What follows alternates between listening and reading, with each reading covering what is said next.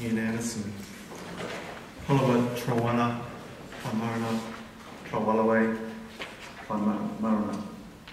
Katoa Tamine Warandri, Tiana, Kanamina, Nina, Nika, Helena.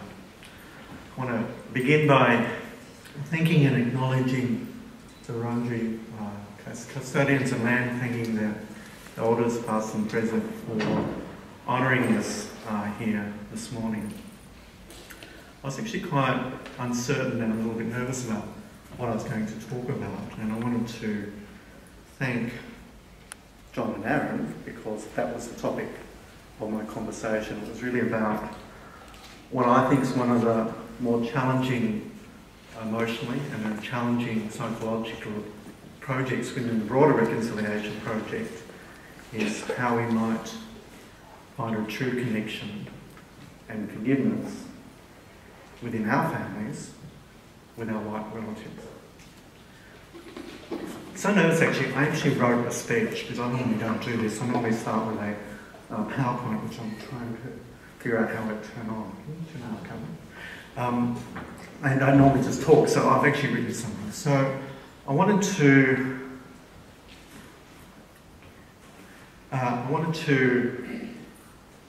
begin by just providing a bit of context. I first became involved in the reconciliation agenda through a technical advisory group established to support the Council for Aboriginal Reconciliation in the late 1990s. Our task was to provide advice on the development of some of the instruments for Aboriginal reconciliation. At the time, I think I had formed a view that whilst this was potentially a useful process, it also had the potential to digress from some of the more politically and challenging issues of the time, such as constitutional reform. Over the next few years, this was reinforced to an extent by the not uncommon encounters with members of various reconciliation action groups, who often seemed to be very committed, albeit earnest, inner city types, who in some ways were already on their journey with us. Ironically, at this time, many of the non-Aboriginal advocates of Aboriginal reconciliation were perhaps more committed and invested in the movement than some of my Aboriginal colleagues, who would, when the topic was raised, shrug and rightly muse, what have we got to be reconciled with? In part, this gesture was a bit of a taking aim at these well-meaning narratives that frame some of the reconciliation discourse by asserting that as Indigenous Australians, we only too well understood the implications of colonisation. And in fact, it was those good white folks who needed to change and learn. However, as the agenda matured, I must say that I've become much less cynical, particularly as I've witnessed the value of the reconciliation process in harnessing the goodwill to mobilise change across a variety of institutions, including corporations and other, increasingly the business sector. Success, it seems, in part was dependent on these institutions being able to exercise effective leadership for change. Equally important, the reconciliation process provided a mechanism through which resources can be targeted to build at activities that build cultural recognition and respect and improve social outcomes. Reconciliation can provide a framework for addressing the contemporary manifestations of colonial history between Indigenous and non-Indigenous Australians. It has developed into a social movement for change that has the potential to reconstruct the relationship between Aboriginal and non-Aboriginal Australia. As a social movement, it's created a symbolic space in which institutional platforms can be created that focus banks, for example, on developing their Indigenous business, corporations on providing employment, and government services on improving strategies to improve outcomes. This may be its primary purpose, and nothing that I say in what follows should detract from the importance of this. But reconciliation does provide and provoke some particular implications for Indigenous Australia.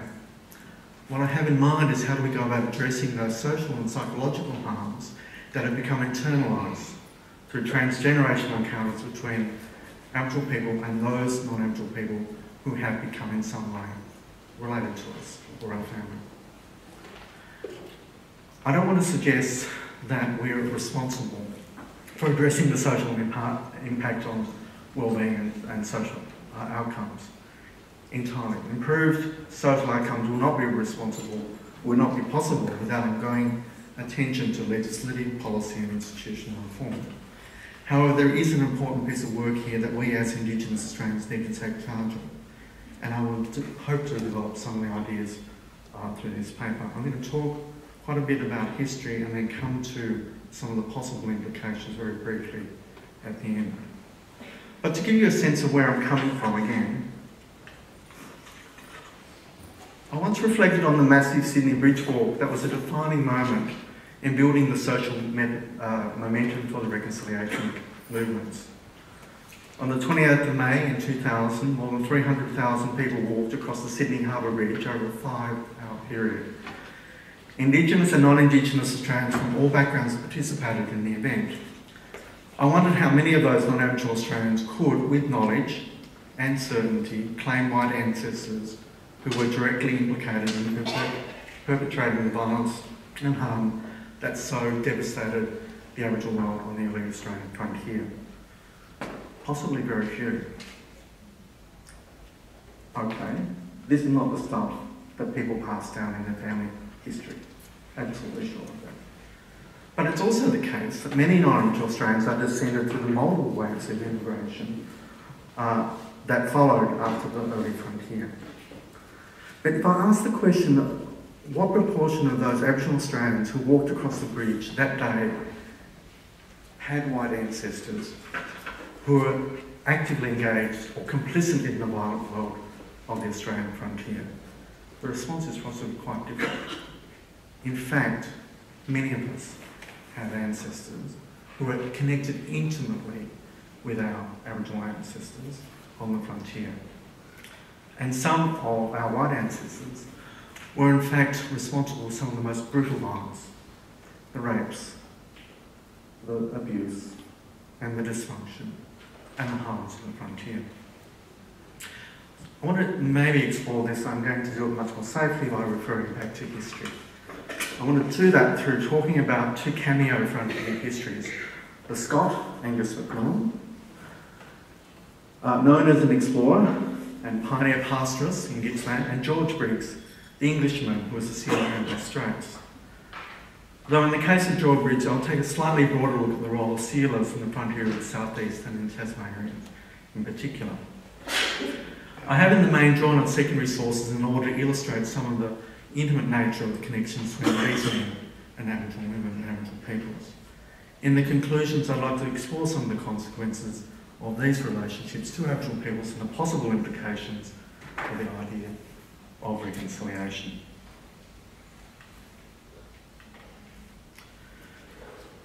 The Australian frontier or frontiers was a socially complex place, and notwithstanding the devastating and cataclysmic impact on the frontier on Aboriginal Australians, it is important to understand that the frontier was a set of historically layered local and regional responses to settler incursion on clan territory. What happened in one place didn't happen in the same way in other places.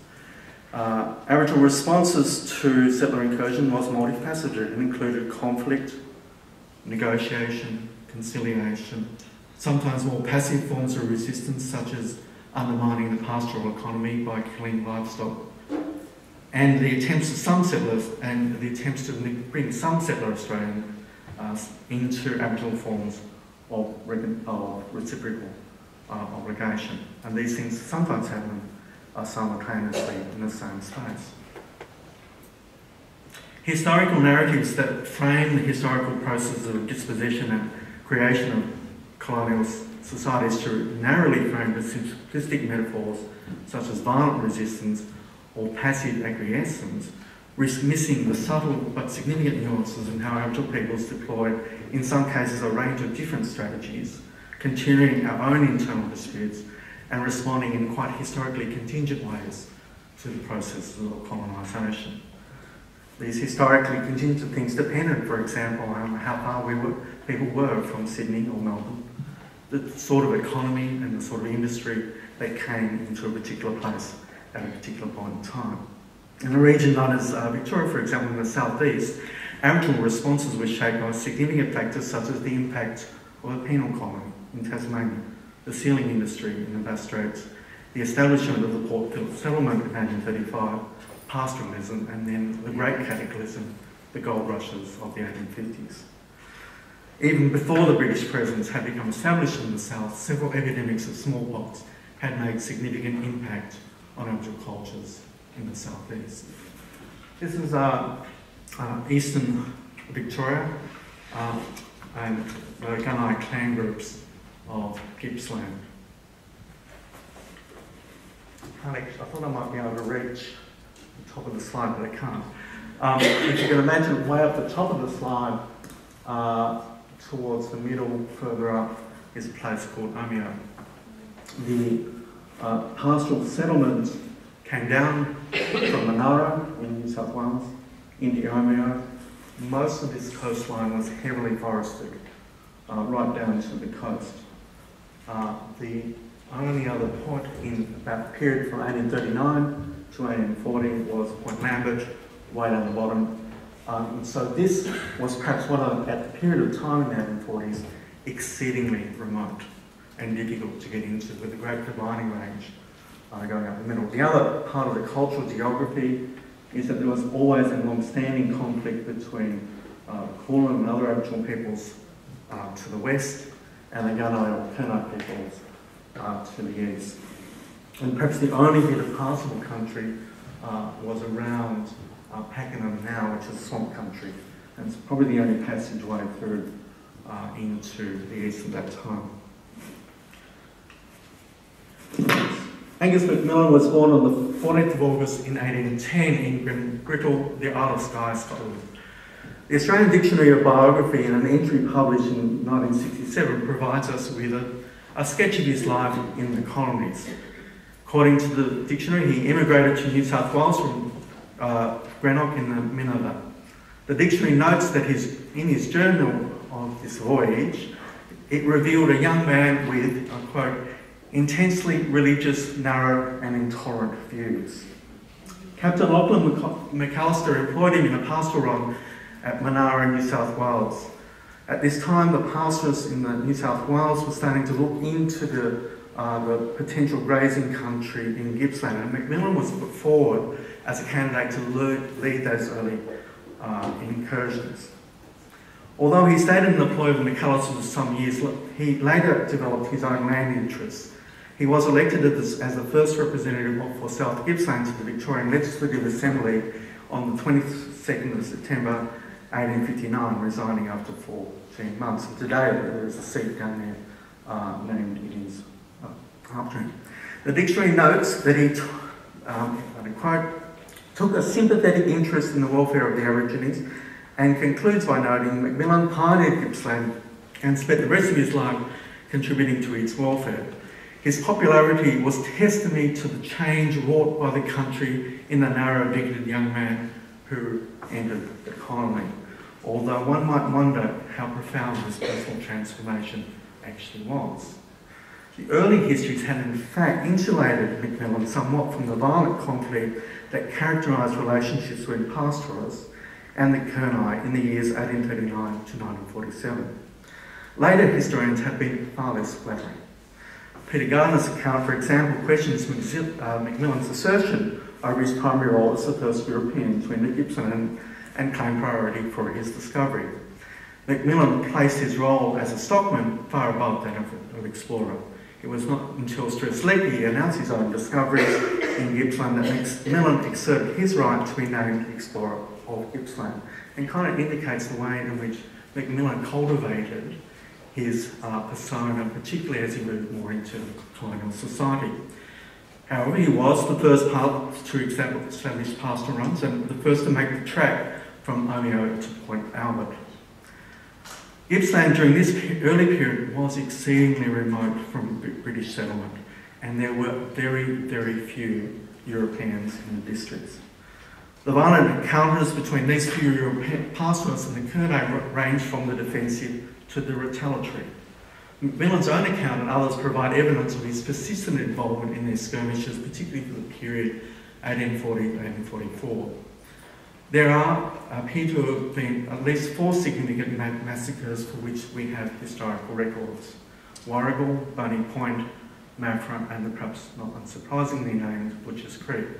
These involved McMillan and his men. His role in these events is a little unclear, but it's exceedingly unlikely that he was absent from the region at this time. There is documentary evidence that he participated in at least one and led at least another. Certainly, given the very small number of Europeans in the region at this time and the McAllister interest, it is extraordinarily unlikely he was ever a passive bystander. A very particular and unusual addition to these hostilities, they reached a new crescendo in the years 1847 to 1848 when rumours began to circulate of a white woman who had become ensconced in the natives. This white woman was a myth. However, the press frequently picked up these stories of a white woman who had become lost after a shipwreck and taken up by natives. Even though she was never sighted or evidence of her existence ever shown, they resulted in government-sanctioned searches and raids by settlers, and the native police were imported from Kulin country over the next 2 years. Most historians talk about quite a sexualised anxiety that was put into this metaphor, and the woman became a metaphor for the risk of the bush and Aboriginal people on the white settlement. In addition, there were a number of private exhibitions that formed her aid. The consequences on the mortality for the gunite were significant. One official party left handkerchiefs tied to trees, such as this one here, through the bush. On one side, there's a picture of an idyllic home environment. On the other, the words were printed, "White woman, there are 14 armed men, partly white and partly black, in search of you. Be cautious and rush to them when you see them near you. Be particularly on the lookout every dawn or morning, for it is then that the party is in hopes of rescuing you. The white settlement is towards the setting sun." By the end of the decade, the violence began to taper off. The Warrigal is a Gunnar word for wild dog. The Warrigal, or the wild blacks, had retreated to the hills where the challenges of finding food progressively emaciated those who remained free. Blacks came to settle down on the pastoral properties. McMillan's increased holdings began the transformation of his role from a worker to a lander to one of enhanced social standing. Bushy Park, one of his signature properties, became the place for the congregation of the remaining Kurnai and a place for welfare of the remaining Kurnai. Now, if McMillan had by some strength of character been able to insulate himself from the actions of his employer staff and the sparsely populated European population of the region at this time, he would have been quite remarkable and possessing personal characteristics for which he would undoubtedly have wished to become memorialised as he became a gentleman and a squatter. The historical record says absolutely otherwise, and although it is patchy and difficult to attribute his role, he was undoubtedly involved in some of the significant violent depopulation of Aboriginal people in this region. Now, in 1872, just a few years after McMillan's death, a young Aboriginal woman, described in the records as a half-caste and known as Maggie of Gippsland, married Tommy Farmer on the Aboriginal Reserve at Corranderk. Corranderk had been established in 1862 as an Aboriginal Reserve by the Wurundjeri Narragansett, William Barak and Simon Wonga, as a place of settlement for Wurundjeri and primarily Taungurung. Many other Kulin peoples came later, such as the Djadjawang, the Wadawurrung and the Bunurong. It had the original attempt of setting up a dormitory and school for children. How Maggie came to be in Corranderk is not known, but it is noteworthy given the earlier hostilities between the Kulin peoples and the Gunai, which, as I said before, are probably ancient in origin, but they had become inflamed during the hostilities of the 1840s, particularly with the deployment of Kulin as native police into the region. By the time Maggie died of cancer in 1898, at the age of 50, she had been married twice, to Willie Parker in 1881 and Richard Bissell in 1890. In these latter two occasions, her mother, the wandering Aboriginal, or the Aboriginal native, was listed as Kina or Kate, and her Aboriginal father variously listed as Billy or Robert. However, it was the reserve manager, John Green, who notated her first marriage certificate. Green was absolutely meticulous, and in his earlier 1872 marriage, he identified her biological father, the squatter, Macmillan. And I need to thank my mother for finding this for me. The various records put Maggie's birth between 1848 to 1851. In this transitional society, so-called half-caste children commonly recognise or claim their mother's Aboriginal partner or spouse as one of their fathers. It was through this father that they could claim cultural rights.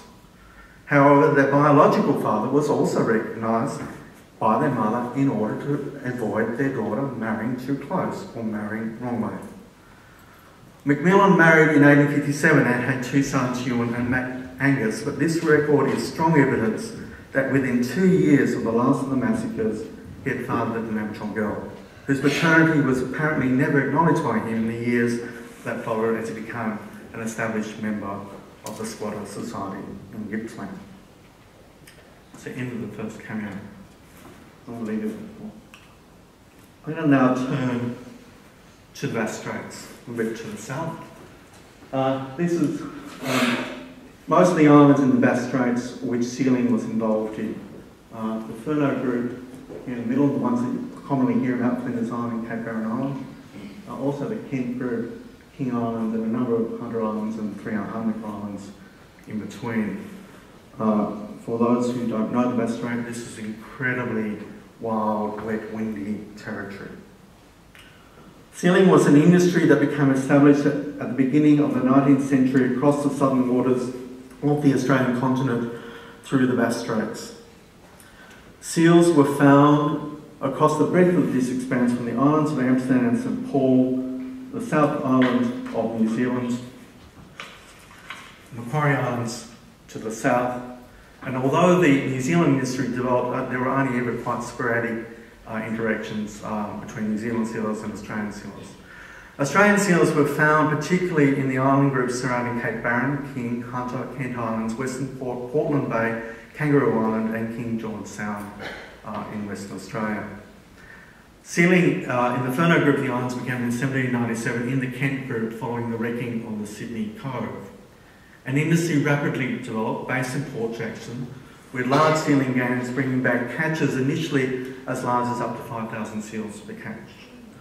The industry rapidly depleted the sealing population. By the end of that decade, they had brought back through Port Jackson nearly 700 seal skins. 700,000 seal skins. By this time, it was no longer viable. Most of the seals have been removed from the larger islands. The industry gradually transitioned to one that was dominated by independent sealers who remained on the islands. Sealers who would specialise, stay in the islands and through trade of Aboriginal women, get the women to kill the seals in the places that were largely inaccessible by the larger boats. George Briggs was one such sealer. He was born in Dunstable, Bedfordshire in about 1792 and come to Port Jackson on the Harrington on one of his voyages to Port Jackson between 1805 and 1808. As a native of Bedfordshire, he was about 5'9" inches, ruddy complexion, freckles and light red hair. The latter characteristic is not uncommon amongst his many descendants. He appears in the records of some of the early sealing gangs to the islands and then disappears from the records until Captain James Kelly noted him in his logs of 1815 to 16 on a whaleboat voyage circumnavigating Tasmania. During this voyage, the party met up with Aboriginal clan leader, Manalagenna, who was known to Briggs and was acquainted to his people, including his brother, with whom Manalagenna was currently feuding. Briggs had 2 wives at that time in the Straits, including one of Manalagenna's daughters. By then, he had been in the Straits for a number of years. Whilst living in the Straits, he was normally found on Clark Island. During his time in the Straits, he continued moving between there, Port Jackson and Tasmania. For example, he made a number of voyages to Bass Straits and the Nereus between 1823 and 1824. He was listed on the Griffith in 1819. However, he left the Straits and was living in Launceston long before 1837. Aboriginal women were pivotal to the sealing industry through this time, because the sealers relied on their skills in obtaining the seals that were found in the rocky outcrops in the sea and in the difficult to access islands. So they'd row up, the women would drop off. And particularly Tasmanian women were very, very skilled swimmers and able to dive and navigate and sneak up onto the seals. They became a sexual labour force. The historian Norman Plumley summarises their circumstances, and Plumley is quite a conservative historian. The abduction of native women had serious consequences for the Aboriginal population of Tasmania and beyond, and the women themselves, and it continues on. The women became no better than slaves, not only labouring for their masters and usually used by them sexually, but many were also maltreated physically for the smallest offences. Some record of their suffering is to be found in the papers of George Augustine Robertson. They were flogged, assaulted, cut about and even killed. Not all of them were so treated, but while some of the men took great delight in cruelty, others treated their women almost with kindness, end of quote.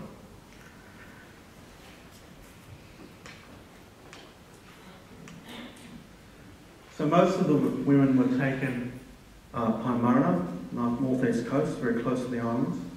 Also Barak country, Western Port Bay, Costa Kangaroo Island, and some Gunai women from southeast Gippsland.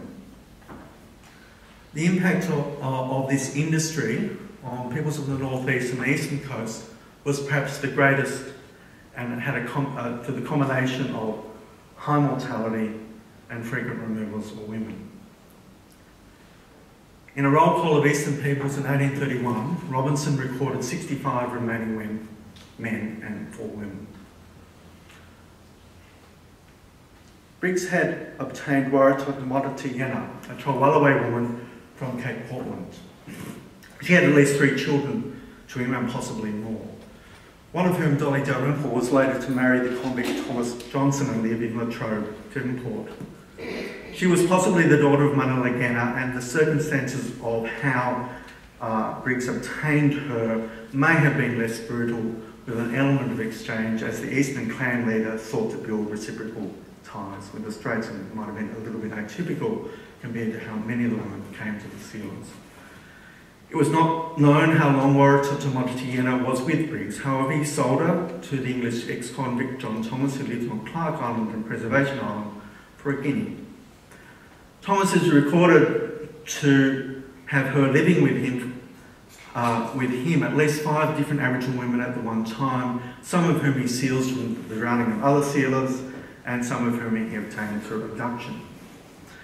Warratottamata Yena was also, for a while, living with James Munro, a man active in abducting Aboriginal women and who had at least 6 living with him at the one time.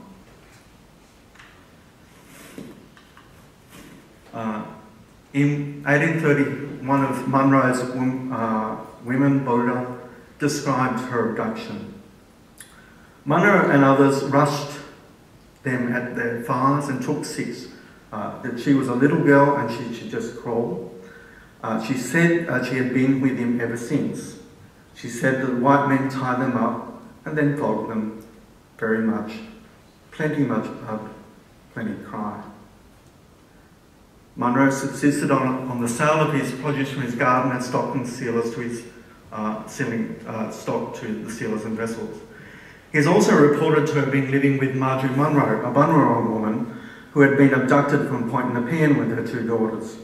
Her granddaughter Louisa was to raise a large influential Victorian Aboriginal family through her marriage to Jack Briggs, one of George Briggs's sons, a family that ultimately settled up in Cummeragunja after the 1886 Half-Caste Act moved them off Corrindo.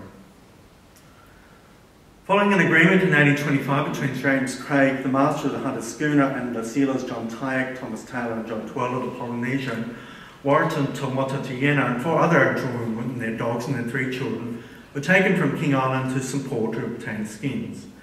Bad weather and problems in the provisions resulted in a change of plans, but eventually Taylor and Twirler arrived in 1826 in Port Louis in Mauritius.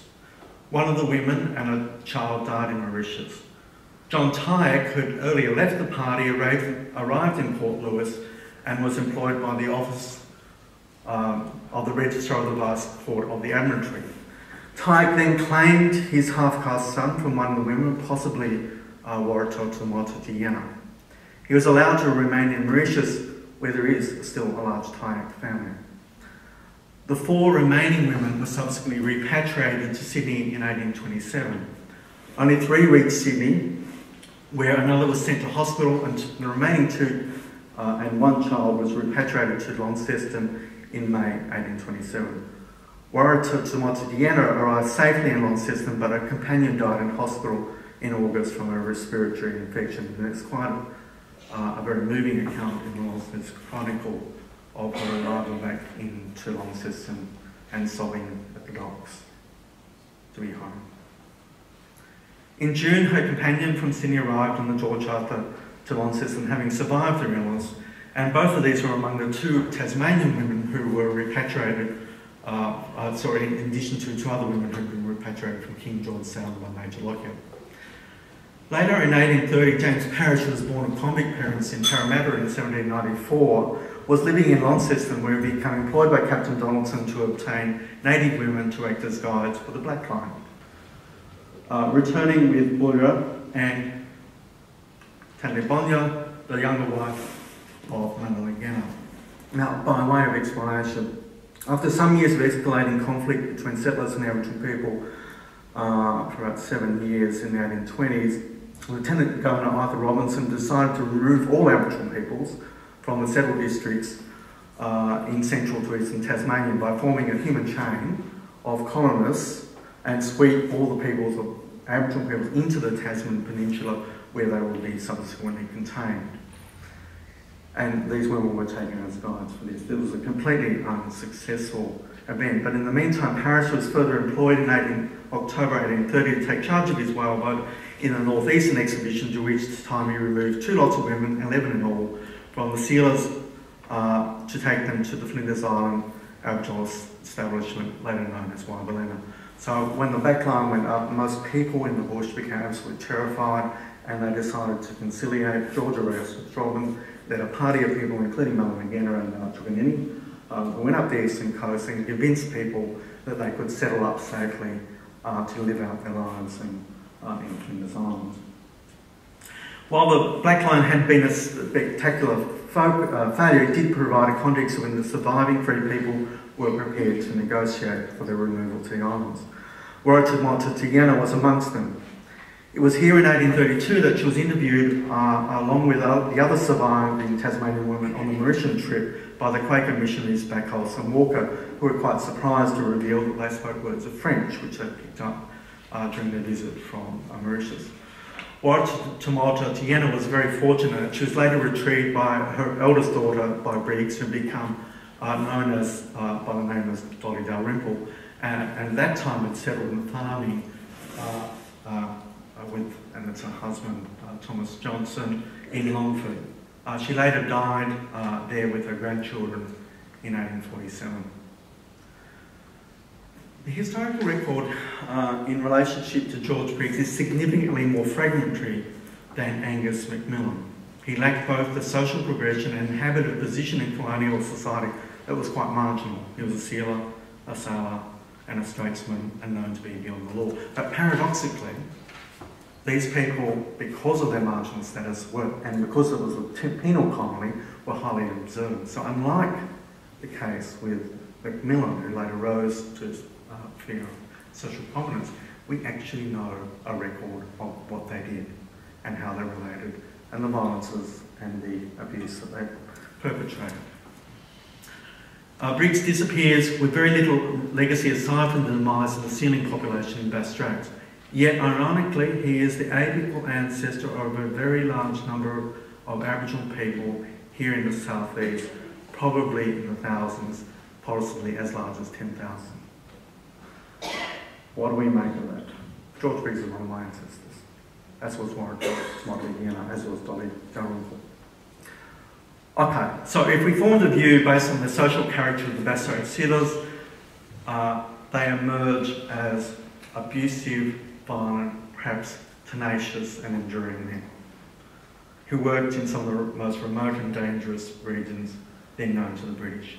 We can hardly celebrate them, and yet they are our family.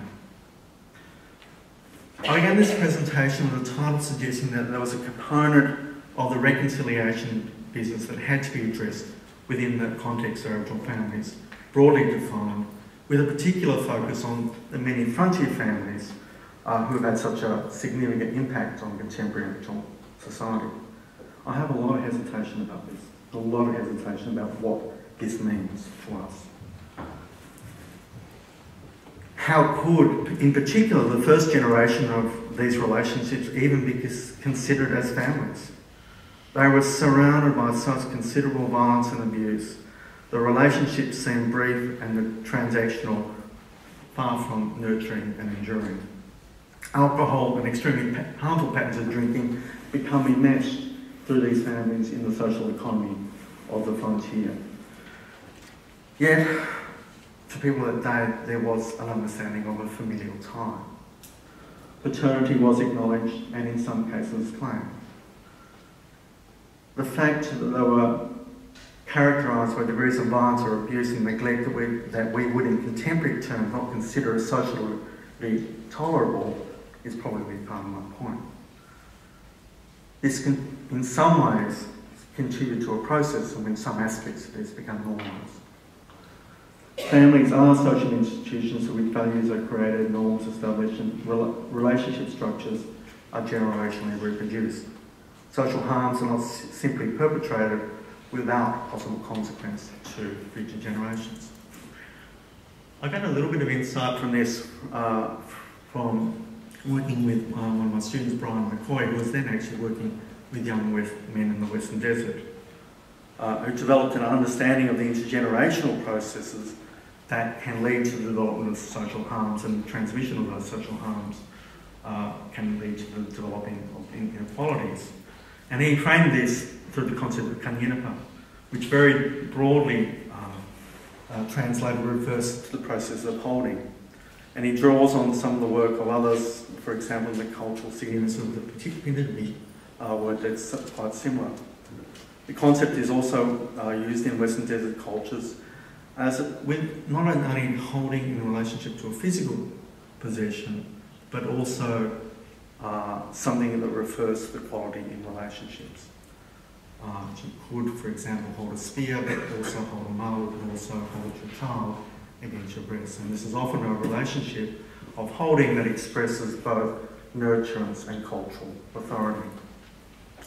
He was particularly able to document how that experience of holding would develop for young men, particularly for those who would be held by their mothers and their other mothers up until the time when they went through the law, and then to be passed over to senior men to hold them. But one of the problems is that sometimes they were not senior men able or capable of catching them at that crucial stage of their social development, either through alcohol, death, or other absence. Brian also documents how holding then can be to be reflected in other social forms, probably healthily through football, extremely unhealthily through petrol sniffing, and also becomes expressed in people's experience of imprisonment. What is important here is not, I'm trying to suggest that you can actually transpose these very particular cultural values to the southeast, but it does mean that we need to understand how these processes and the processes in which these families were formed had such a significant impact on the ongoing social generation of harm across generations. And I'm particularly concerned for the particular set of harms that have been produced in the colonial relationship as a result of intimate relationships between Aboriginal and non-Aboriginal people. We can only speculate on how this might have been manifest in the relationship between McMillan Briggs and their Aboriginal children. The McMillan's daughter had none of the social standing of the McMillan family. She seems to have lived most of her life in absolute poverty, suffering from chronic respiratory diseases, such as tuberculosis, relying on the refuge provided in places such as Corridor. Briggs may not be as violent as some of the other sealers, however, he does not seem to contribute anything to his Aboriginal children's welfare. At least two of his daughters were in Launceston when he was living there in the 1830s, one in jail and one destitute. Of the two, that did survive are reasons they raised families of their own. Little is known about Jack until he comes to the Victorian goldfields with his Bunurong wife. Dolly was picked up, vagrant, alone, in Port Dalrymple as quite a young girl, and hence the name she was given, Dolly Dalrymple. She was taken into service by the servant, by Dr. Jacob Murrup, a man of extremely dubious character, until an incident when she was a young woman where she discharged a gun at him under circumstances that led to her acquittal in the court, and one can only deduce what those circumstances may have been. Many of these families married and formed communities across the Aboriginal reserves and missions that became later established during the later 19th century. Many of the families became quite matrifocal, and households centred around Aboriginal women. The Aboriginal and non-Aboriginal fathers, some of whom were heavy drinkers, participated in the marginal aspects of the economies that formed around them. Socially harmful relationships and abuse and violence continues to grow within some of these families. Some of these families were very strong. They were very resilient. They managed with little resources, and they provided safety for their children. Some were less fortunate. I'm not suggesting that social disadvantage in which we see in contemporary Aboriginal Australia is in any way simply historically determined. When we see violence, we're not allowed to blame it on the frontier. We need to address it within the responsibilities that we can exercise in our communities. Nor should we assume that there have not and don't continue to be families, individuals who have considerable strength and considerable resilience. However, for me, from a reconciliation perspective, it was for me personally quite confronting when it dawned on me that some of the greatest and enduring damage to the Aboriginal families to which I belong was perpetrated by violent, abusive men who happened to be my ancestors. Underpinning this is quite a profound psychology of neglect, denial and rejection. Addressing this is fundamental, I think, to the journey of healing that you guys referred to right at the very beginning. We cannot heal until we can actually acknowledge that pain. This is not just historical. There are many successful examples of Aboriginal and non-Aboriginal families who work well, who respect each other, who nurture each other, who come to an accommodation. I have to ask permission to tell this little story. Thank you. It took, I've been in a relationship for 25 years. It took 23 before I was invited into the family home. Now, Aboriginal has been only one part of it, I acknowledge that, but nevertheless, it took some time for that safety, that trust to build for me to go to my parents' home. So I'm incredibly encouraged by the enthusiasm shown for the reconciliation journey. It is one that's incredibly important and one has considerable potential. And I'm very equally challenged by, I think, what's one bit of that, which is the possible reconciliation that we might have within us to figure out ways to address that psychological harm, but find ways to reconnect in ways that are safe with aspects of our families that have always been there, that we've always known about, but we've never been quite sure how to reconcile them. Thank you.